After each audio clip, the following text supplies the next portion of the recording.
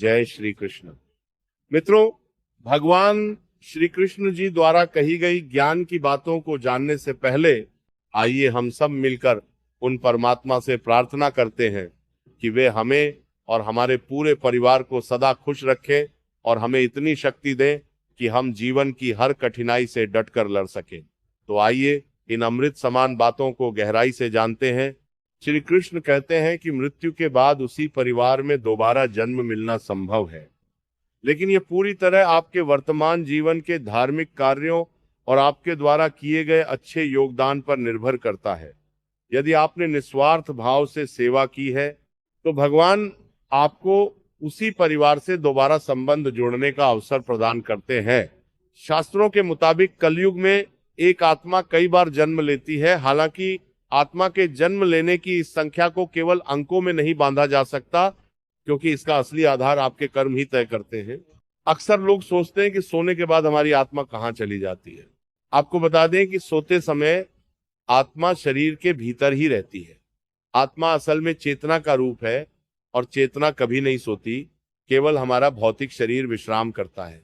गरुड़ पुराण के अनुसार मृत्यु के बाद व्यक्ति को उसके कर्मों के अनुसार ही नया शरीर मिलता है।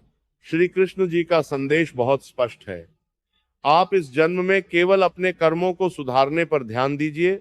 अगले जन्म की चिंता व्यर्थ है। मृत्यु के बाद पुनर्जन्म का सिद्धांत हिंदू धर्म का एक अत्यंत महत्वपूर्ण स्तंभ है। यह माना जाता है कि मनुष्य के कर्म ही वह बीज हैं जिनसे अगले जीवन का फल तैयार होता है। धर्म के मार्ग पर चलने और अच्छे कर्म करने से न केवल एक बेहतर जीवन मिलता है, बल्कि एक ही परिवार में दोबारा जन्म लेने की संभावना भी बनती है। गरुड़ पुराण के मुताबिक मृत्यु के बाद आत्मा को 3 दिन से लेकर 40 दिनों के भीतर पुनर्जन्म प्राप्त होता है। हालांकि अलग अलग आत्माओं की यात्रा का समय उनके प्रारब्ध के अनुसार अलग अलग हो सकता है।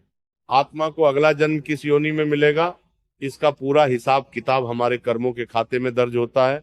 अच्छे कर्म करने वाले मोक्ष के अधिकारी बनते हैं, जबकि बुरे कर्म करने वालों की आत्मा को नरक की पीड़ा भोगने के बाद पुनः जन्म लेना पड़ता है। सनातन परंपरा में मृत्यु के बाद 13वीं की रस्म का बड़ा महत्व है। इन 13 दिनों के दौरान आत्मा इतनी सूक्ष्म और कोमल अवस्था में रहती है कि वह अपनी आगे की यात्रा स्वयं तय करने में असमर्थ होती है। हमारे द्वारा किया गया विधान उसे बल प्रदान करता है। यह जरूरी नहीं है कि व्यक्ति हमेशा एक ही परिवार में आए। ये पूरी तरह इस पर निर्भर करता है कि आपने अपने जीवन में दूसरों के साथ कैसा व्यवहार किया। गरुड़ पुराण के अनुसार शरीर त्यागने के बाद आत्मा यमलोक जाती है, जहां यमराज के सामने उसके पाप और पुण्य का न्याय होता है। वहां से अलग अलग मार्ग निकलते हैं। अर्ची मार्ग से ब्रह्मलोक और देवलोक की दिव्य यात्रा होती है। धूम मार्ग से पितृलोक की ओर जाया जाता है और उत्पत्ति विनाश मार्ग सीधा नरक की ओर ले जाता है। अन्य धार्मिक ग्रंथों जैसे बाइबल के अनुसार भी आत्मा को उसके कर्मों के आधार पर ही फल मिलता है और अंततः वह प्रभु की शरण में जाती है। आत्मा ठीक वैसे ही शरीर बदलती है जैसे मनुष्य पुराने वस्त्रों को त्याग कर नए वस्त्र धारण करता है। सनातन मान्यताओं के अनुसार एक आत्मा तब तक इस धरती पर जन्म लेती रहती है जब तक उसे परम सत्य का ज्ञान नहीं हो जाता और वह मोक्ष प्राप्त नहीं कर लेती। मृत्यु के बाद अपने किसी प्रियजन को महसूस करना या उनसे बात करने की इच्छा होना शोक की प्रक्रिया का एक स्वाभाविक हिस्सा है। विज्ञान भले ही इसे मस्तिष्क की बंद हो चुकी गतिविधियों के कारण असंभव माने, लेकिन आस्था और अध्यात्म में इसे आत्माओं का जुड़ाव माना जाता है। पुनर्जन्म की इस अवधारणा में कभी कभी व्यक्ति अपने पूर्व जन्म के रिश्तों को दोहराता भी है।